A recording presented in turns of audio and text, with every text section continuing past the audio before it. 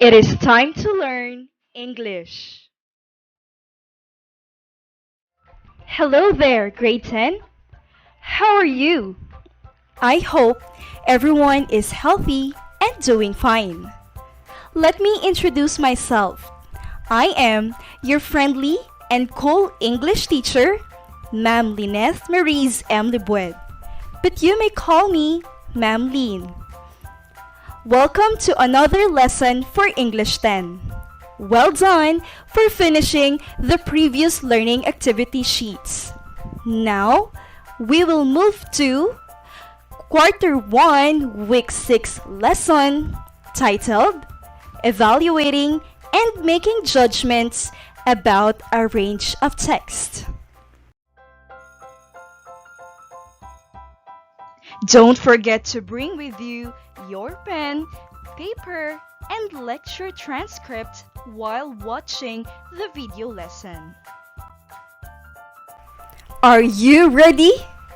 All right, let's break a leg. Are you a fan of reading novels, poems, blog, news, history, editorial, and other reading materials? Did you know that a range of text, such as the examples mentioned, can be factual or literary?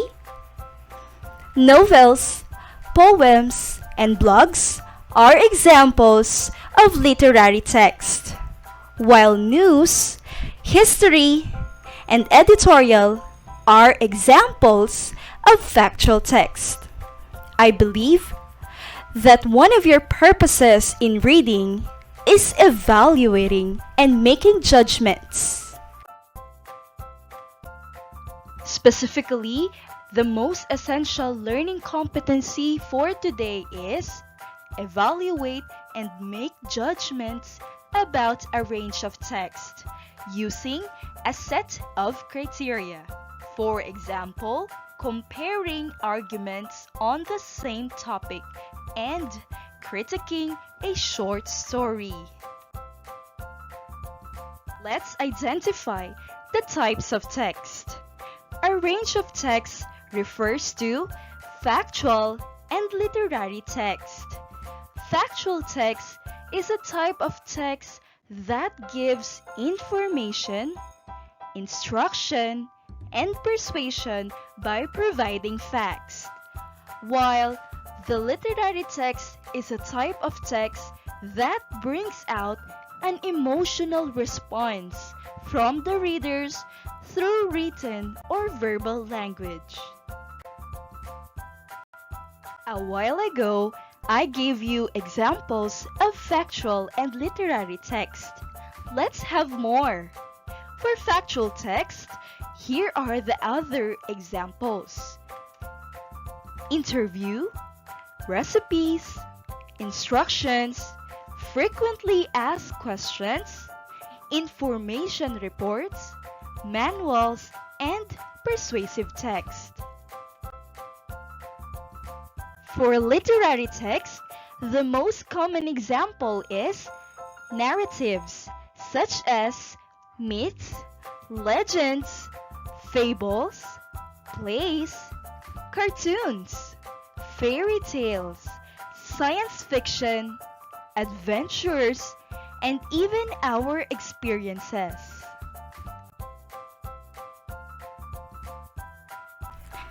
This time, how will you evaluate a text?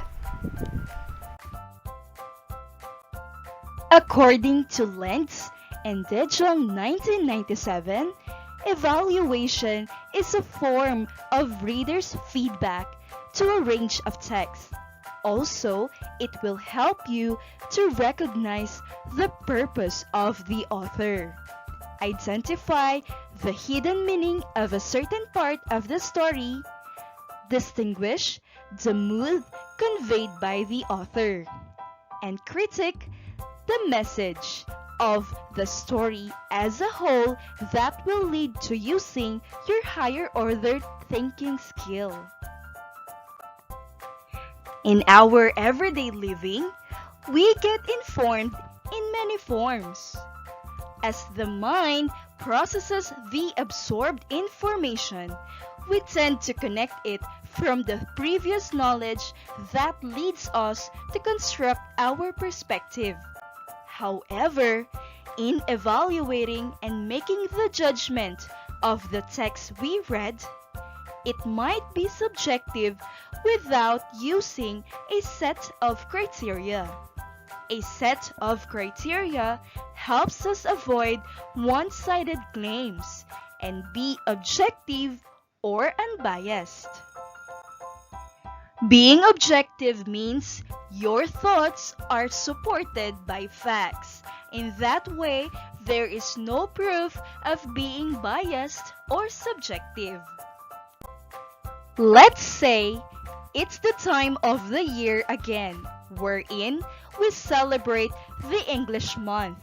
Usually, there are competitions being held to see the students' ability to use the English language in different ways, such as the delivery of a declamation piece with a strong emotional release and imaginative expression. To identify the deserving student who will win the first place, the judges evaluate the participants' performance based on the given criteria.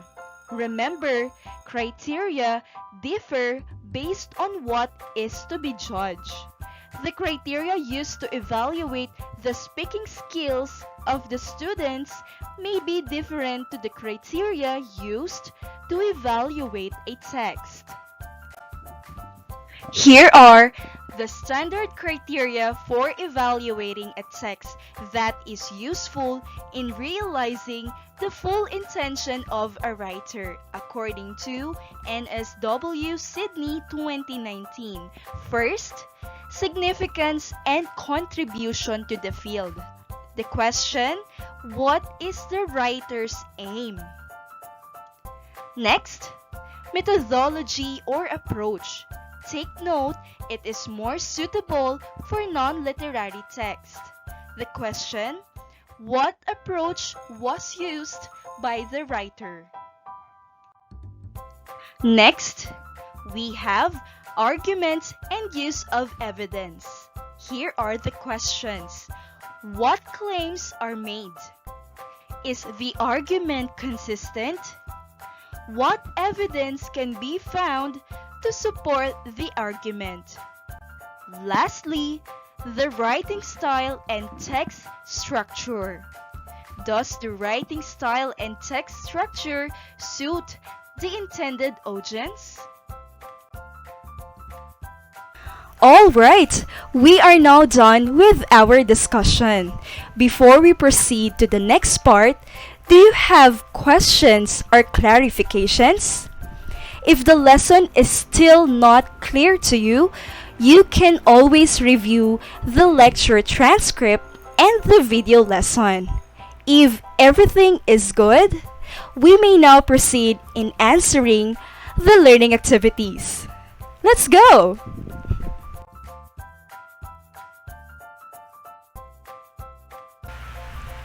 What did you learn? To check your understanding, answer the 3 activities. For the first activity, let me read the first 2 passages. Then, be able to evaluate the aim and mood of the author by answering the following questions. Tuesday, 7th March, 1944. Dear Kitty, I don't think of all the misery, but of the beauty that still remains. This is one of the things that Mommy and I are so entirely different about. Her counsel when one feels melancholy is, think of all the misery in the world and be thankful you are not sharing in it. My advice is, go outside, to the fields, enjoy nature and the sunshine. Go out and try to recapture happiness in yourself and in God. Think of all the beauty that has still left in and around you, and be happy. I don't see how mommy's idea can be right, because then, how are you supposed to behave if you go through the misery yourself? Then you are lost. On the contrary, I've found that there is always some beauty left in nature, sunshine, freedom, in yourself. This can all help you.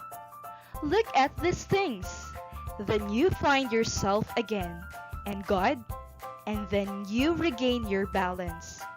And whoever is happy will make others happy too. He who has courage and faith will never perish in misery. Yours, Anne. Let's answer the first question. What mood is conveyed by the author? I'll give you 10 seconds to answer. Take note that you can always pause the video to give yourself more time to answer the questions. Here are the choices. A. Optimism. B. Bitterness. C. Pessimism. Letter D. Determination. Time starts now.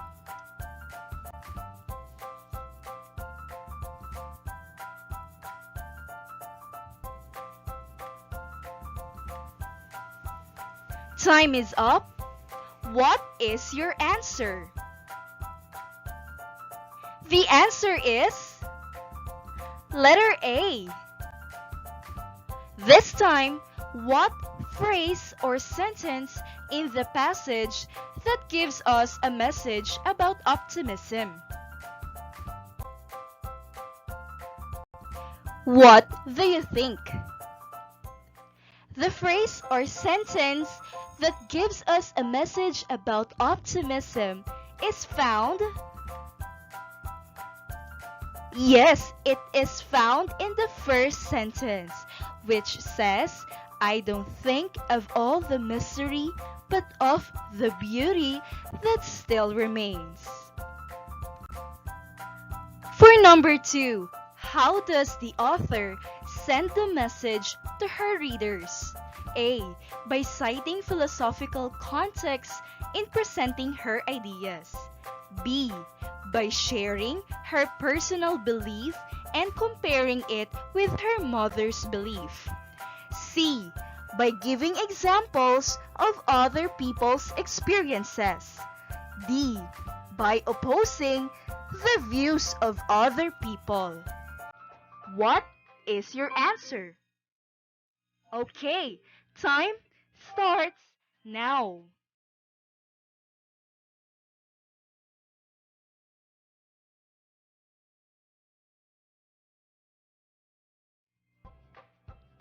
Time is up.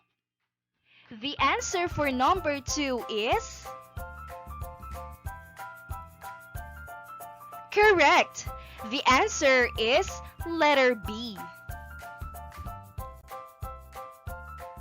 Now, what phrase or sentence in the passage that shows comparison of beliefs? There you have it. It is found in the second and third sentence, which says, this is one of the things that Mommy and I are so entirely different about. Her counsel when one feels melancholy is, think of all the misery in the world and be thankful you are not sharing in it.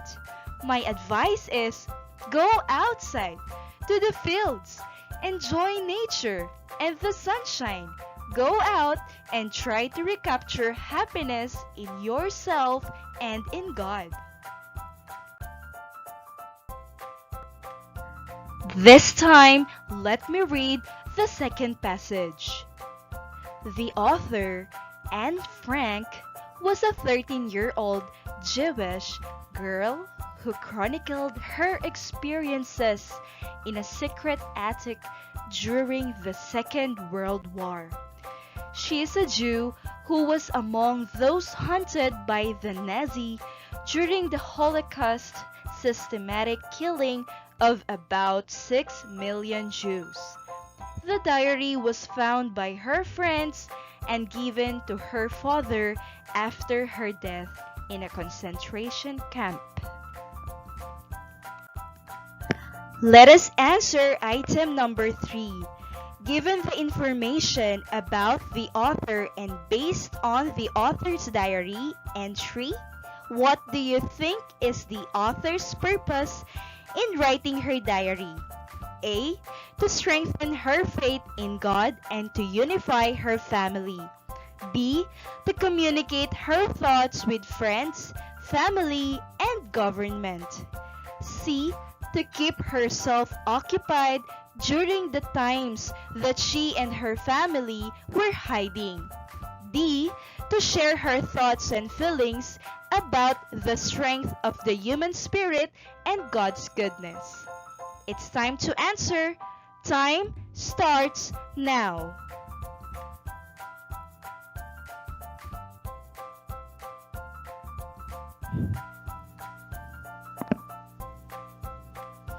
All done. What is the answer? The answer is letter B. To communicate her thoughts with friends, family, and government.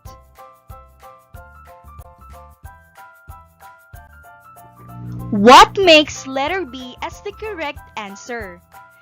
In the last sentence of the passage, it proves the author's purpose of writing her diary, wherein it says the diary was found by friends and given to her father after her death in a concentration camp.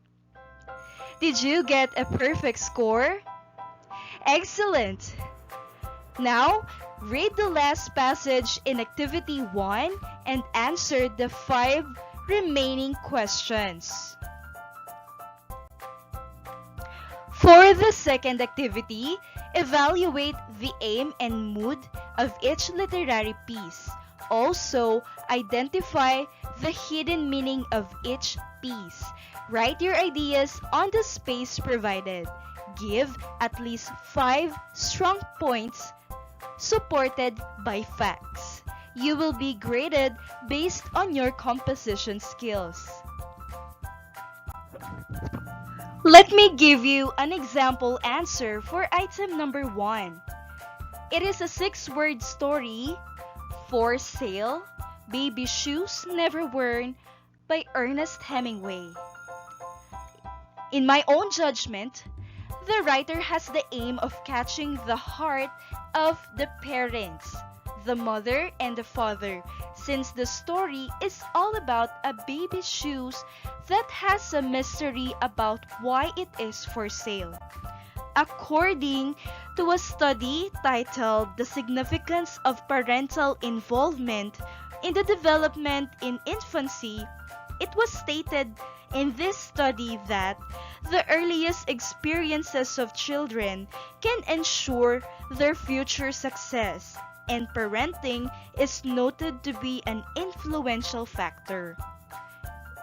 With that, it is concluded that these parents who will be reading the 6-word story can be really attached to the message.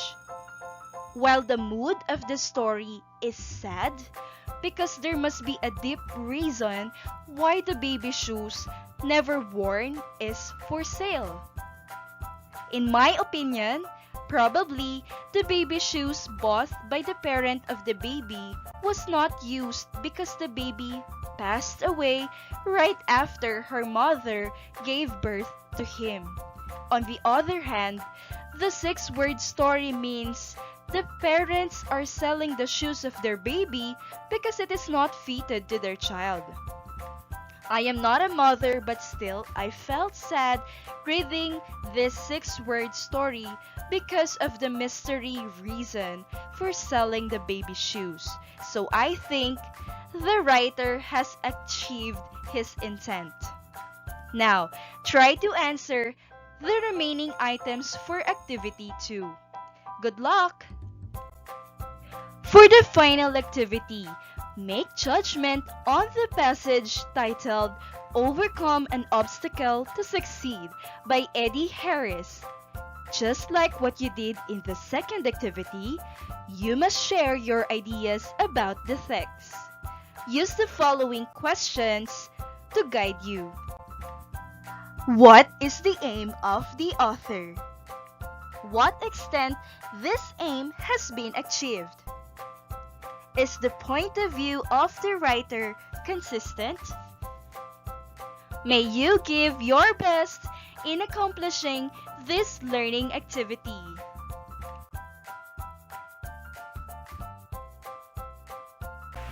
It is time to share how will you apply our lesson for today in your real life situations. Give at least 5 situations, then give justification.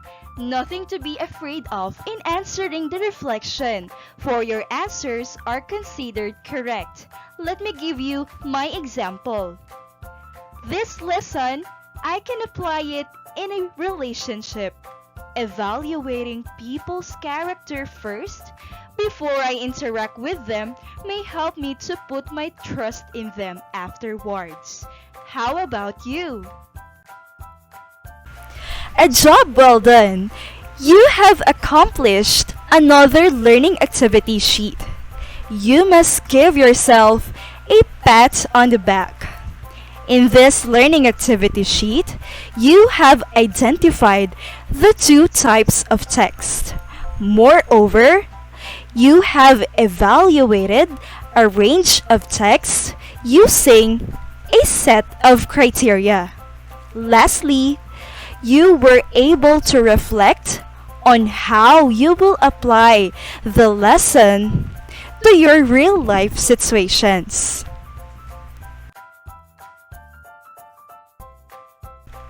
Truly, this has been a very meaningful lecture transcript for you. Congratulations for finishing it, and may you continue to persevere in the succeeding lessons. Once again, this is your friendly and cool English teacher, Ma'am Lynette Maries M. Libued, also known as Ma'am Lean. Thank you and God bless. Stay safe always. Bye!